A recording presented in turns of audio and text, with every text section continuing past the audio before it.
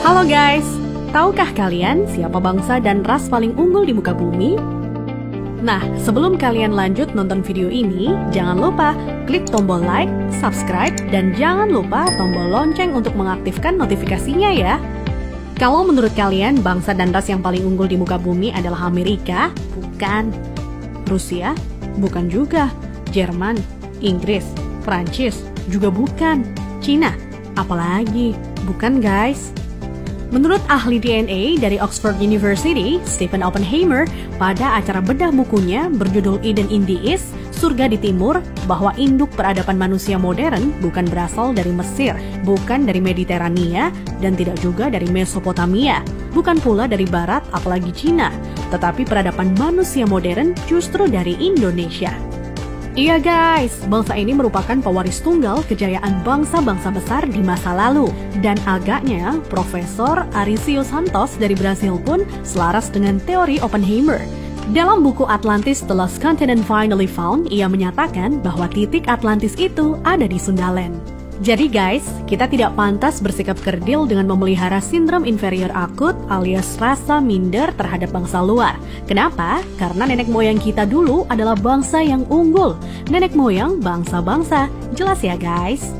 Lantas, kenapa ada sejarawan menyebut bahwa nenek moyang kita itu tidak beradab, bodoh, penyembah berhala? Itu faktor penjajahan atau kolonisasi guys, yakni pembodohan, pengaburan, dan pembengkokan sejarah oleh kaum penjajah. Menurut Juri Lina dalam buku Architect of Deception, Secret of Freemasonry, ada 3 cara melemahkan dan menjajah suatu negeri. Pertama, kaburkan sejarahnya. Kedua, hancurkan bukti-bukti sejarah bangsa itu hingga tidak bisa lagi diteliti dan dibuktikan kebenarannya. 3, putuskan hubungan mereka dengan para leluhur dengan mengatakan bahwa leluhur itu bodoh dan primitif. Guys, sejarah Nusantara ini dibikin oleh kaum penjajah seolah-olah hanya dimulai dari era kemerdekaan atau paling jauh di era Raja-Raja Nusantara dulu versi penjajah. Tahu nggak sih guys, ribuan tahun lalu Nusantara terbagi dalam 3 era loh. Era pertama disebut era Wangsa Keling. Wangsa artinya bangsa, sedang Keling artinya kuat. Jadi Wangsa Keling maksudnya adalah bangsa yang kuat.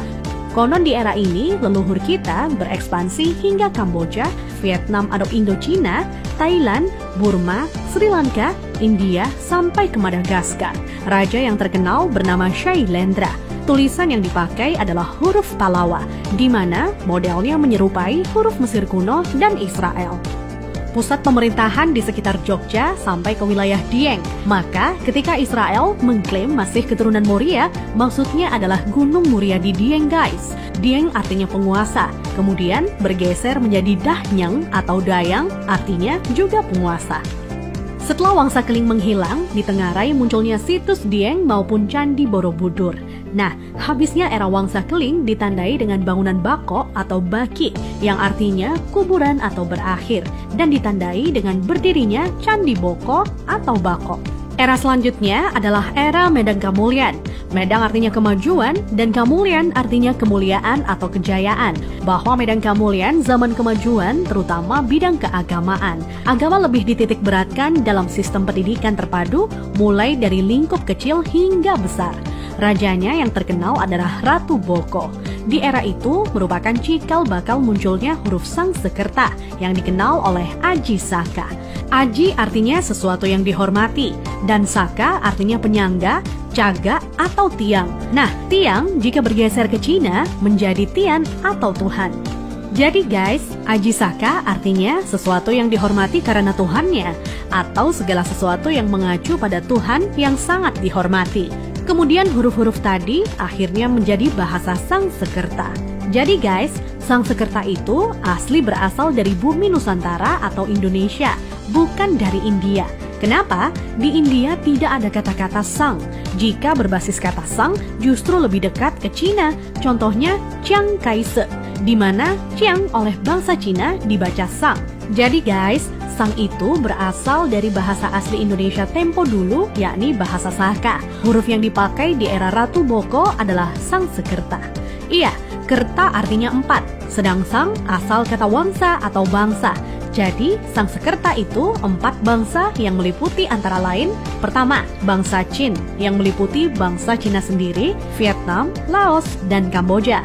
Kedua, bangsa Thai meliputi Burma dan Thailand. Ketiga, bangsa Afrika yakni Madagaskar, Sri Lanka, India, dan lain-lain hingga Mesir disebut sebagai bangsa Afrika. Keempat, Bani Jawa yang terdiri atas bangsa atau suku Jawa, Sumatera, Papua, sampai Kepulauan Polinesia dan Hawaii. Hingga kini, Sangsekerta kuat pengaruhnya di India dan Sri Lanka. Dari keempat bangsa tersebut, penguasa yang terkenal ialah Ratu Boko. Jika keempat unsur bangsa itu digabungkan, maka timbul istilah Nuswantara atau Nusantara. Nusa artinya pulau, antara artinya jarak, maka makna Nusantara adalah bangsa yang hidup di pulau-pulau yang tersebar dari Kepulauan Polinesia di ujung timur hingga wilayah Madagaskar atau Afrika. Selanjutnya dari era Medan Kamulyan berganti ke era Kahuripan. Kahuripan artinya kehidupan. Raja yang terkenal adalah Hayam Wuruk atau Brawijaya III yang terkenal dengan sebutan Jumadil Kubro sebagaimana makamnya di Troloyo, Trowulan, Mojokerto. Maksud kata Jumadil adalah Jum'ah atau Jumat yang artinya berkumpul atau bersatu, dan Kubro artinya besar. Jadi Jumadil Kubro maknanya adalah berkumpulnya sesuatu yang besar, atau istilah Sangsekerta disebut Sumpah Palapa. Melalui Sumpah Palapa, Hayam Wuruk berhasrat membangun kembali Nusantara sebagaimana dulu pernah gemilang di era Medan Kamulyan. Ia ingin menyatukan Nusantara yang telah tercerai-berai menjadi beberapa kerajaan atau wilayah kecil-kecil. Dan patih yang melegenda adalah Gajah Mada. Nah, hal yang tidak tercatat atau dihilangkan oleh sejarah modern ialah guratan atau ukiran pada batu sumpah palapahnya Gajah Mada yang ternyata berlafadzkan La ilaha illallah, tiada Tuhan kecuali Allah. Itulah guys catatan yang hilang dari sejarah leluhur kita yang menurut Arisio Santos. Leluhur kita merupakan nenek moyang bangsa-bangsa. Thanks to watching.